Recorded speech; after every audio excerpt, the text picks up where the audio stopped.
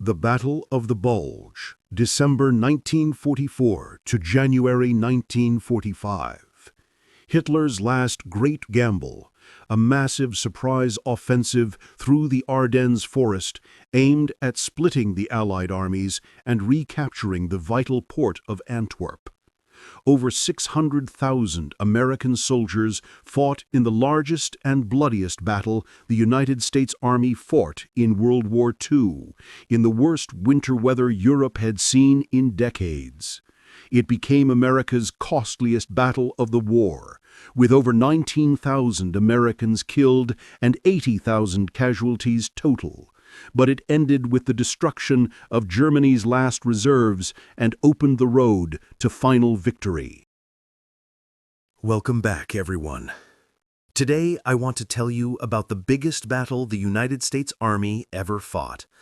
A battle that caught the American forces completely by surprise. A battle fought in freezing winter weather, where thousands of soldiers froze to death or suffered crippling frostbite. A battle where, for a few days, it looked like the Germans might actually succeed in a desperate gamble that could have changed the course of the war. This is the story of the Battle of the Bulge, which began on December 16, 1944. To understand why this battle happened, you need to understand the situation in December 1944. By then, everyone believed the war was almost over.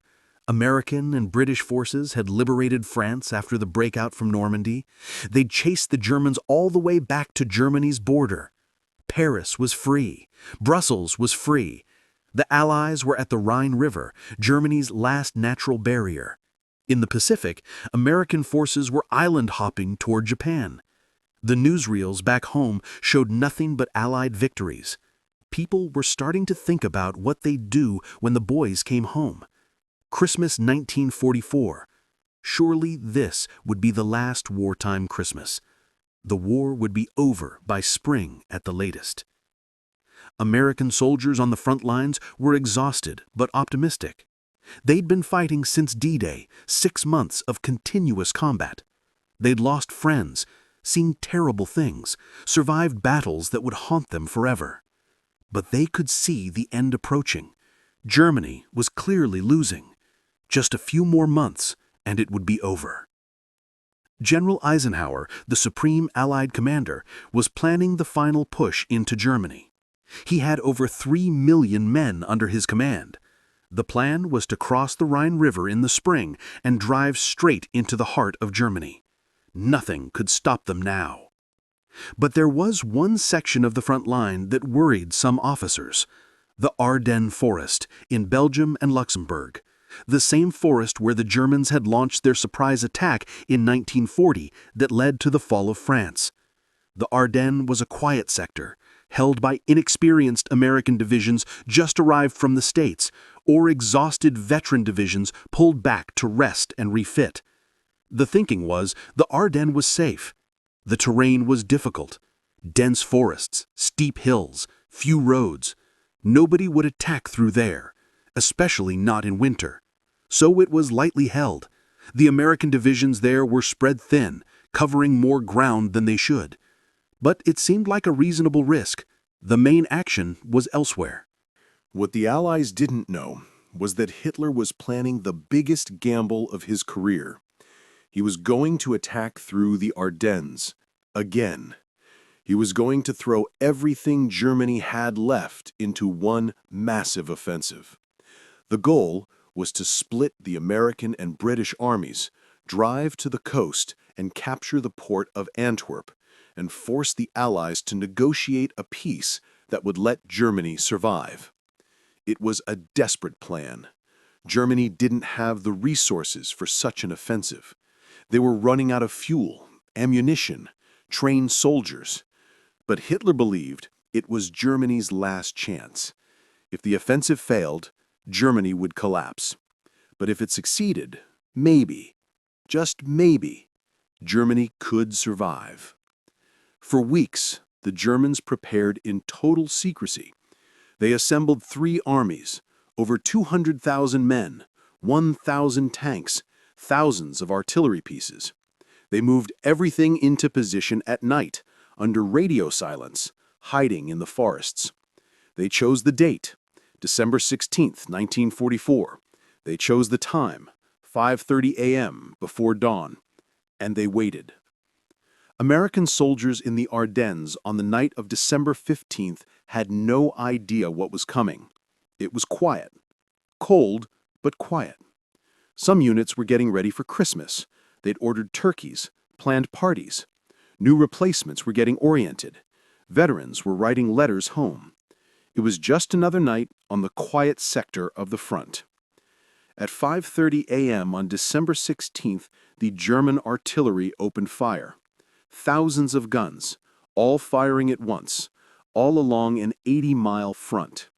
The barrage was so intense, so unexpected, that many American soldiers thought it was the end of the world. Private First Class Vernon Leopold from Wisconsin was in a foxhole near the German border. The shells started falling and didn't stop. We'd never experienced anything like it. The ground was shaking. Trees were exploding. Men were screaming. We didn't know what was happening.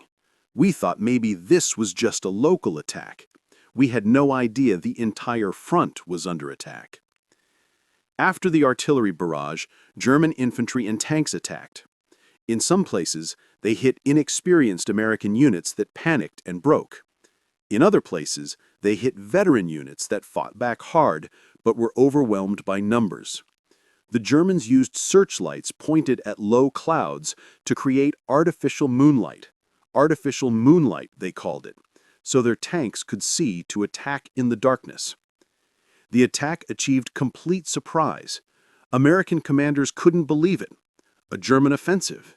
Now, in winter, through the Ardennes. It didn't make sense, but it was happening. The first day was chaos. German forces broke through in multiple places. Some American units were surrounded and cut off. Others retreated in disorder. Communication broke down. Phone lines were cut. Radios didn't work in the dense forests. Nobody knew what was happening or how bad it was. One of the worst incidents happened at Malmedy. A German SS unit captured about 120 American soldiers. The Americans surrendered, were disarmed, and were standing in a field under guard. Then the SS opened fire with machine guns, murdering the unarmed prisoners. About 80 Americans were killed in what became known as the Malmedy Massacre. When word of the massacre spread, it enraged American troops and hardened their resolve. By December 17th, the scope of the German attack was becoming clear. This wasn't a local attack. This was a major offensive. German forces had penetrated up to 20 miles into American lines. They'd created a bulge in the front. That's why we call it the Battle of the Bulge. And they were still advancing. General Eisenhower immediately recognized this as a crisis, but also an opportunity. Yes, the Germans had surprised them.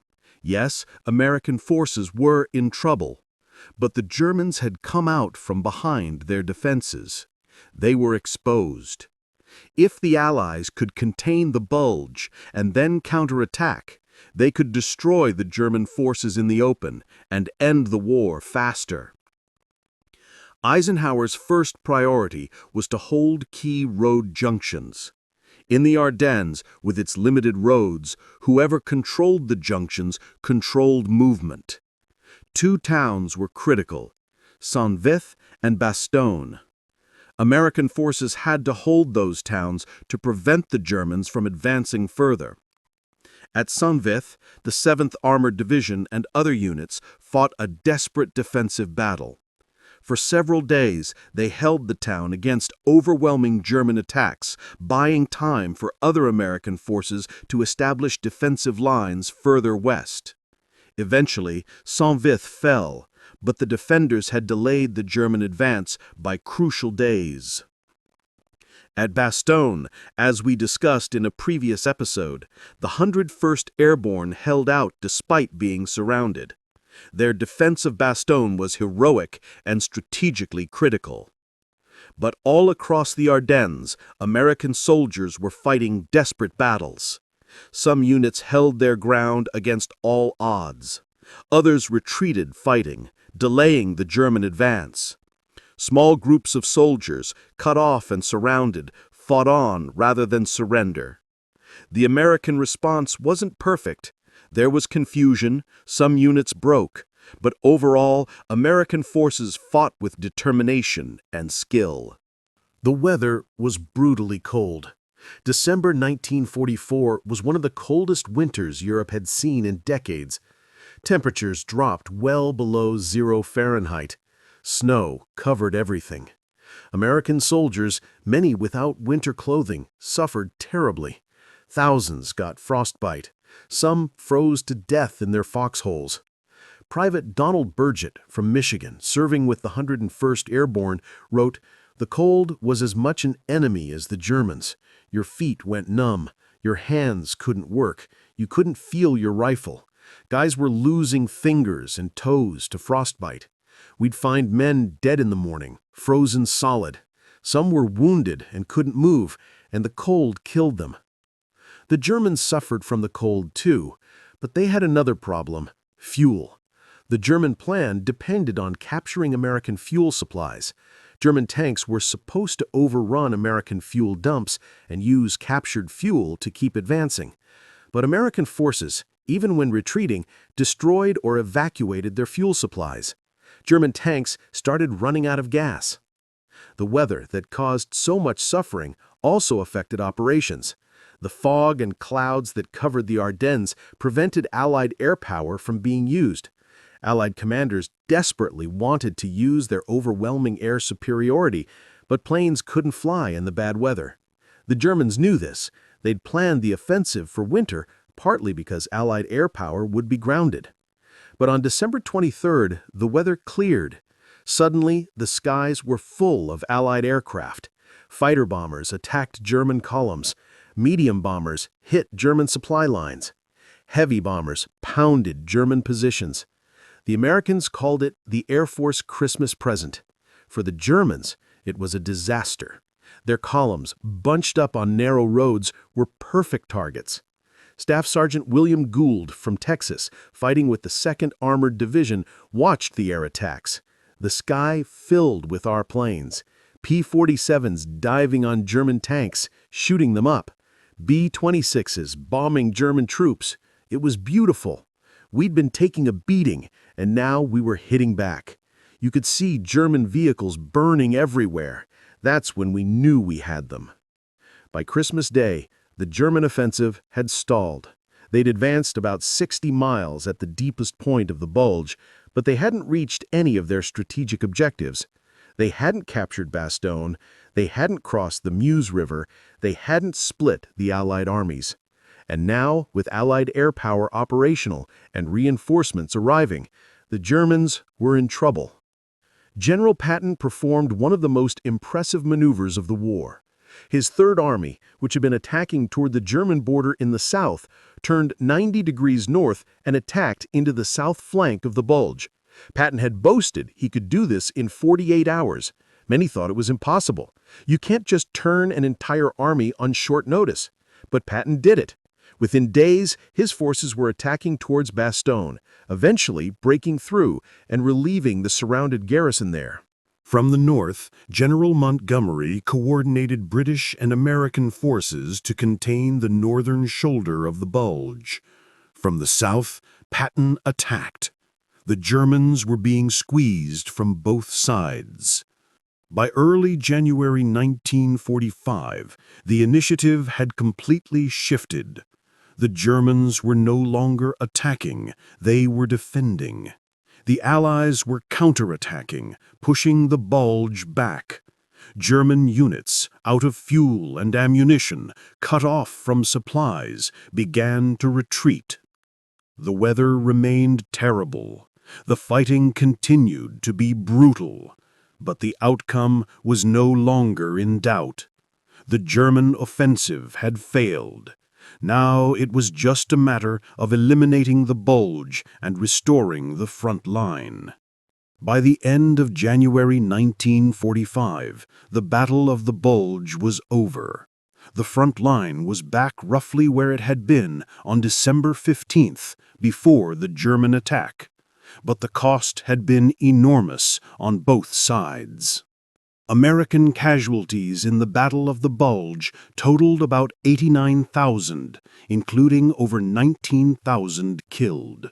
That's more Americans killed than in the Revolutionary War, the War of 1812, the Mexican War, and the Spanish-American War combined. The wounded numbered about 47,000. About 23,000 were captured or missing. It was the bloodiest battle in American military history. German casualties were even higher, over 100,000 killed, wounded, or captured. But worse for Germany, they'd lost tanks, aircraft, and equipment they couldn't replace. They'd spent their last reserves on an offensive that failed. Germany's ability to defend itself was shattered. The Battle of the Bulge had been Hitler's last gamble, and it failed. The offensive didn't split the Allied armies. It didn't capture Antwerp. It didn't force the Allies to negotiate. All it did was delay the Allied advance by about 6 weeks and cost Germany resources it desperately needed for defense. But for the American soldiers who fought there, 6 weeks was an eternity. 6 weeks of brutal combat in freezing weather. 6 weeks of fear, suffering, and death. Many who survived were never the same.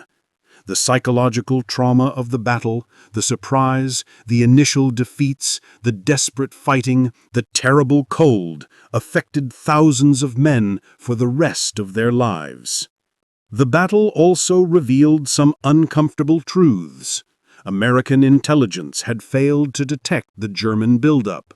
American forces had been caught by surprise, despite some warnings that had been ignored. Initial American responses in some sectors had been confused and ineffective. These were lessons that needed to be learned. But the battle also showed American strengths. Once the surprise wore off, American forces fought back effectively. American commanders adapted quickly. American logistics kept the forces supplied, even in terrible conditions. American industry provided the weapons and equipment needed. And American soldiers, despite being caught by surprise and fighting in terrible conditions, showed tremendous courage and determination. Individual acts of heroism were countless. Soldiers holding positions against overwhelming odds. Medics treating wounded under fire in freezing conditions. Small units fighting their way out of encirclement. Tank crews engaging superior German armor. Artillery crews firing in support despite being targeted by German counter-battery fire. One story that captures the spirit of American resistance involves a small unit near Lanzerath. A reconnaissance platoon of about 20 men under Lieutenant Lyle Bauch from St. Louis was positioned to observe German movements. When the German offensive began, Bauch's platoon was directly in the path of an entire German regiment, over 500 men. Any sane commander would have retreated immediately, but Bauch and his men held their position. For hours, they fought off German attacks. They called in artillery fire. They shot with everything they had. They held up the German advance for an entire day before finally being overrun and captured. That one platoon, by delaying a German regiment for a day, bought time for other American forces to prepare defenses. After the war, many of Bauch's men received high decorations for their stand. Stories like that played out all across the Ardennes.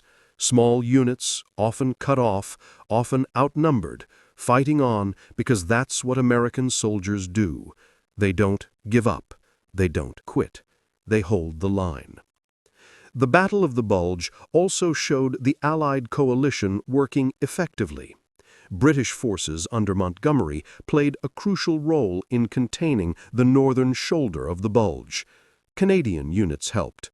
Even though there were tensions between commanders, Montgomery and some American generals didn't get along, the coalition held together and worked.